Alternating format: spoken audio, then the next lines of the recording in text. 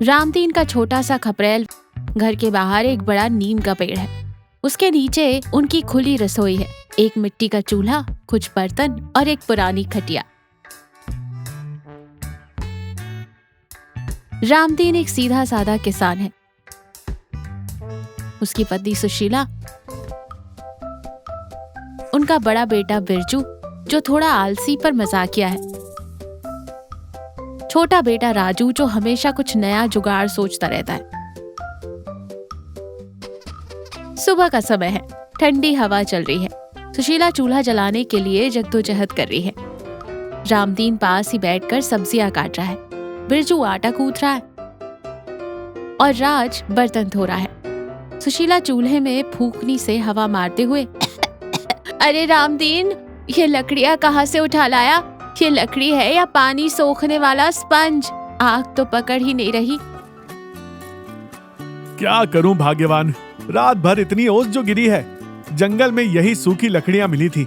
अब ये सूरज देवता थोड़ा रहम करें और धूप निकले तो इन्हें सुखाऊं।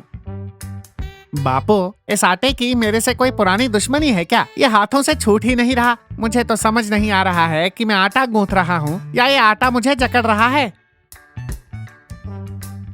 भैया, तुम तो आटे के साथ कुश्ती लड़ रहे हो। लगता है पानी ज्यादा डाल दिया। कल भी तुमने ऐसे ही किया था और रोटियों को पापड़ बना दिया था। तो अपने बर्तन देख रहे साइंटिस्ट, कल थाली में राख लगी रह गई थी। मैं तो उसे सब्जी का मसाला समझकर खा गया। अरे तुम दोनों लड़ना बंद करो और हाथ जल्दी चलाओ। सुशीला, जल्दी कर भाई, पेट में चूहे कबड्डी खेल रहे हैं। यहाँ चूल्हा जलाना ही पहाड़ चढ़ने जैसा हो गया। तुम लोग बातें बंद करो और वो कटे हुए प्याज जल्दी दो मुझे। अचानक आसमान में काले बादल छाने लगते हैं। बिजली कड़कती है, ठंडी हवा का तेज झोंका आता है।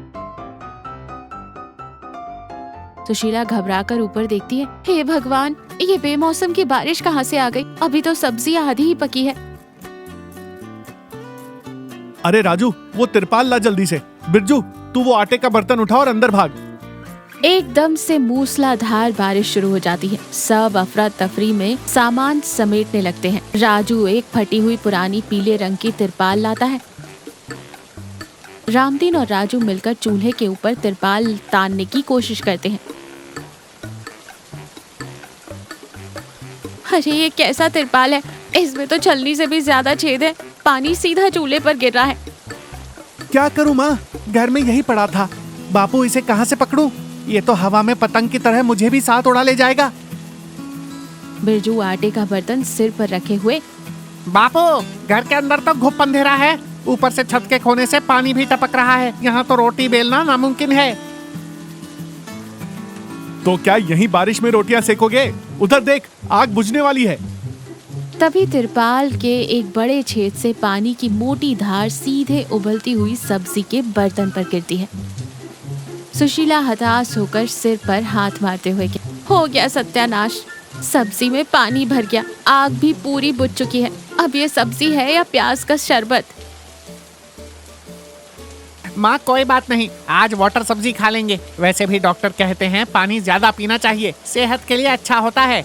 बकवास बंद कर नालायक। यहाँ खाने के लाले पड़ रहे हैं और तुझे मजाक सूझ रहा है। चल अंदर चल। चारों लोग निराश होकर भीगे हुए कपड़ों में अंदर चले जाते हैं। उस रात उन्हें भूखे पेट ही सोना पड़ता है। सुबह हो चुकी है। बाहर अभी भी रिमझिम बारिश हो रही है। बारिश रुकने का नाम ही नहीं ले रही थी। घर के अंदर चारों लोग भूख से सिकुड़े बैठे थे। बापू, कल रात से पेट में चूहे रो रहे हैं। अब क्या खाएंगे? ऐसे हाथ पर हाथ धरे बैठने से काम नहीं चलेगा। जान निकल जाएगी भूख से। मैं घर के अंदर ही उस कोने में 3 ईंट रखकर चूल्हा जलाती हूँ। कम से कम चावल तो बना लेंगे। घर के अंदर? पर धुआं निकलने का कोई रास्ता नहीं है सुशीला। कोई चारा नहीं है, खिड़कियाँ खोल देंगे। सुशीला कोने में 3 ईंटें रखकर थोड़ी बहुत बची हुई सूखी लकड़ियों से आग जलाती है। लेकिन लकड़ियों में सीलन होने के कारण आग कम और गाढ़ा काला धुआं ज्यादा निकल रहा है। कुछ ही मिनटों में पूरे घर में धुआं ही धुआं हो जाता है। चारों लोग बुरी तरह खांसने लगते हैं। माँ, तू खाना बना रही है या धुआं करके पूरे गांव को बाहर बुला रही है? मेरी आंखें जल रही हैं। राजू खिड़की से बाहर मुंह निकालकर सांस लेते हुए कहता है, बापू, मेरा तो दम घुट रहा है। यहाँ रहे तो भूख से नहीं घुटन से मर जाएंगे। नहीं रे बाबा, ये धुआं मुझसे और बर्दाश्त नहीं हो रहा, मेरे बस का नहीं है। सब खांसते हुए बाहर बरामदे में आकर बैठ जाते हैं। सबके चेहरे धुएं से काले हो गए हैं। वाह, कल वाटर थेरेपी हुई थी, आज स्मोक थेरेपी हो गई। गरीब की किस्मत में यही सब लिखा है। मुझे माफ कर दे सुशीला, मैं तुम लोगों को 2 वक्त की रोटी भी नहीं दे पा रहा। ये बरसात तो हमें जिंदा नहीं छोड़ेगी। तीसरे दिन की सुबह बारिश रुक गई है, लेकिन आसमान अभी भी बादलों से घिरा है। कभी भी बारिश हो सकती है। सब निराश होकर बरामदे में बैठे हैं। नहीं, ऐसे ही बैठे रहे तो हम सच में भूख से मर जाएंगे। अब और नहीं, हमें कोई पक्का इंतजाम करना होगा। बाहर वाले चूल्हे पर कोई छत बनानी पड़ेगी। बापू, मुझे एक धांसू आइडिया आया है। अपने पीछे वाले बाड़े में वो पुरानी टीन की चादरें पड़ी है ना, सालों से एक कोने में धूल खा रही हैं। हम उन्हें इस्तेमाल क्यों नहीं करते? अरे वो तो जंग खाकर पापड़ बन गई हैं, हाथ लगाते ही टूट जाएंगी। उनसे क्या ताजमहल बनाएंगे हम?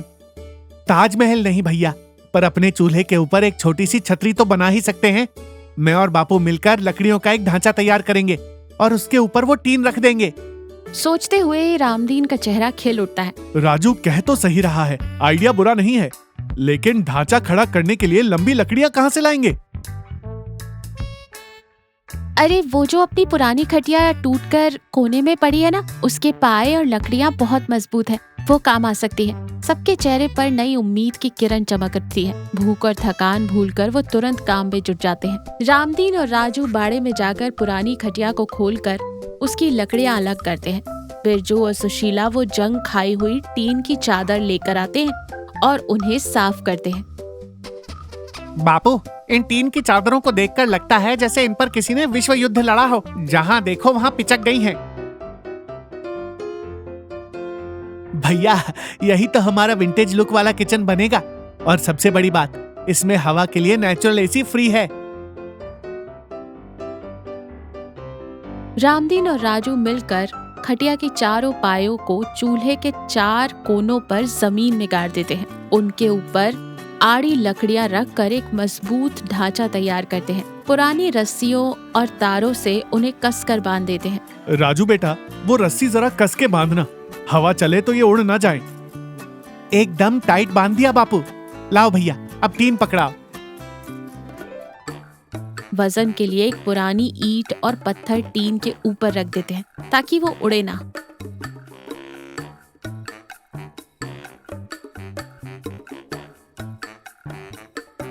लो भाई, हमारा रसोई महल तैयार है। अरे वाह, ये तो बहुत ही बढ़िया बन गया। मेरे राजू ने कितना अच्छा आइडिया दिया। अब ये बारिश हमारा बाल भी बांका नहीं कर सकती। कि अचानक फिर से काले बादल गरजते हैं और तेज बारिश शुरू हो जाती है। बारिश शुरू होते ही चारों लोग डर के मारे अपने नए बनाए हुए रसोई महल के नीचे भागकर खड़े हो जाते हैं। बारिश तेज हो जाती है। हे भगवान, तेरा लाख लाख शुक्र है, चूल्हा तो बच गया। पानी की एक बूंद भी अंदर नहीं आ रही। देखा बापू, मेरा आइडिया सुपर हिट हो गया ना। अब माँ, इसके इनाम में मुझे रोज 2 रोटियां एक्स्ट्रा चाहिए। हाँ रे साइंटिस्ट, आइडिया तो धांसू है, लेकिन लगता है टीन में कोई छोटा सा छेद रह गया है। फिर वो उस छेद को देखता है जहाँ से पानी गिर रहा होता है। अरे बिरजू, तू वहाँ से हिलना मत, वहीं खड़ा रह। घबराने की कोई बात नहीं है। जब तक तू वहाँ खड़ा है वो पानी चूल्हे पर नहीं गिरेगा। आज तेरा सिर हमारे लिए वाटरप्रूफ छतरी का काम कर रहा है। सुशीला और राजू भी बिरजू की हालत देखकर पेट पकड़कर हंसने लगते हैं। पिछले 2 दिनों की भूख और परेशानी उस हंसी में कहीं उड़ जाती है। बिरजू भी झेपते हुए हंस देता है। सुशीला खुशी और उत्साह से चूल्हा जलाती है। चलो चलो, अब सबके सब हाथ बटाओ, मैं जल्दी से खाना बना लेती हूँ। आज मैं तुम सबको अपने हाथ की सबसे बढ़िया आलू गोभी की मसालेदार सब्जी और गर्मा गर्म रोटियां खिलाऊंगी।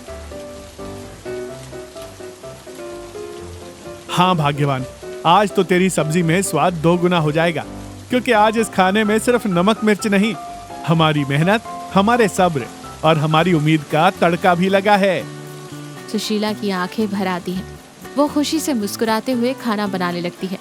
रामदीन फिर सब्जियां काटने लगता है। बिरजू पानी की बूंदों से बचते हुए थोड़ा खिसक कर आटा गूंदने लगता है और राजू बर्तन तैयार करता है। बाहर मूसलाधार बारिश हो रही है, ठंडी हवा चल रही है, लेकिन उन जंग खाई टीन की चादरों के नीचे एक गरीब परिवार गर्मा गर्म खाने की खुशबू के साथ अपनी एक छोटी सी जीत का जश्न मना रहा है।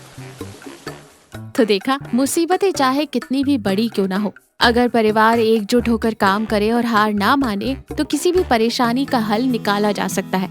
एक छोटा सा आइडिया, आपसी सहयोग और सकारात्मक सोच मुश्किल से मुश्किल हालात को भी आसान बना देते हैं। पैसे कम हो तो भी जिस घर में प्यार और एकता होती है वहाँ हमेशा खुशियां ही बसती हैं।